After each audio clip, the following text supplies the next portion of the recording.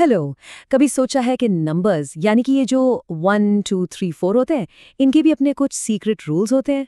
जी हाँ, आज हम नंबर्स की इसी सीक्रेट दुनिया में चलेंगे और उनके कुछ मजेदार नियम जानेंगे।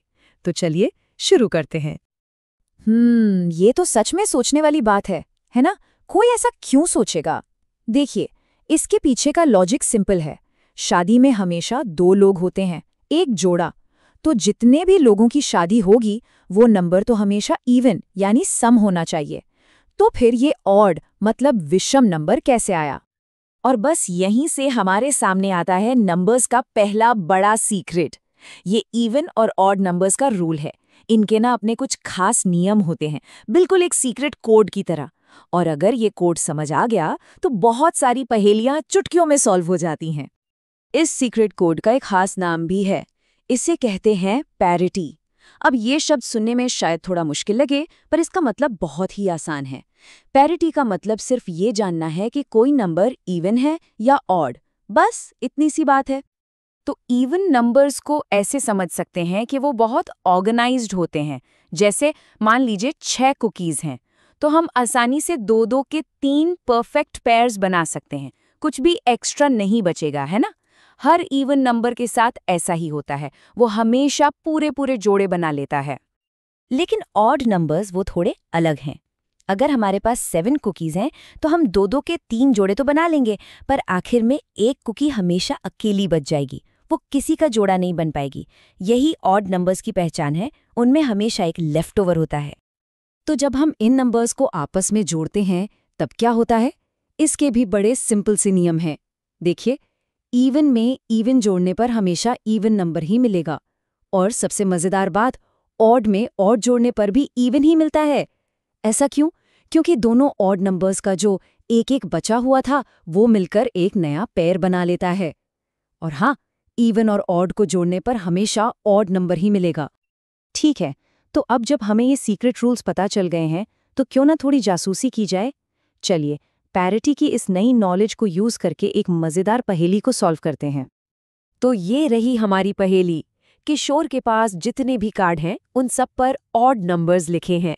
अब उसे इनमें से कोई भी 5 कार्ड उठाने हैं। सवाल ये है कि क्या वो ऐसे 5 कार्ड चुन सकता है जिनका टोटल 30 हो?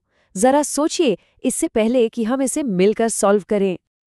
चलिए, इस पहेली को स्टेप बाय स्टेप सॉल्व करते हैं।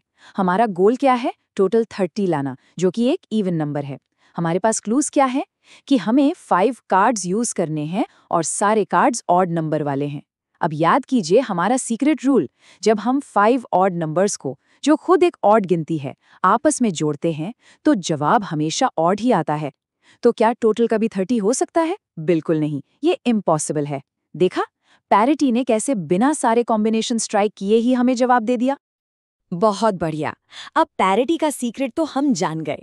चलिए अब आगे बढ़ते हैं और नंबर्स के एक और बहुत ही पुराने और जादुई रहस्य को जानते हैं, जिसे कहते हैं मैजिक स्क्वायर। तो ये मैजिक स्क्वायर आखिर है क्या? सोचिए कि ये नंबर्स का एक ऐसा ग्रिड या बॉक्स है जिसमें एक जादू है। जादू ये है कि आप किसी भी रो के नंबर्स को जोड़ें या किसी भी कॉलम के नंबर्स को जोड़ें या फिर तिरछे में डायगोनली जोड़ें, हर बार टोटल यानी सम बिल्कुल सेम आएगा। और इसी टोटल को हम मैजिक सम कहते हैं। स्क्रीन पर देखिए, ये एक असली मैजिक स्क्वायर है।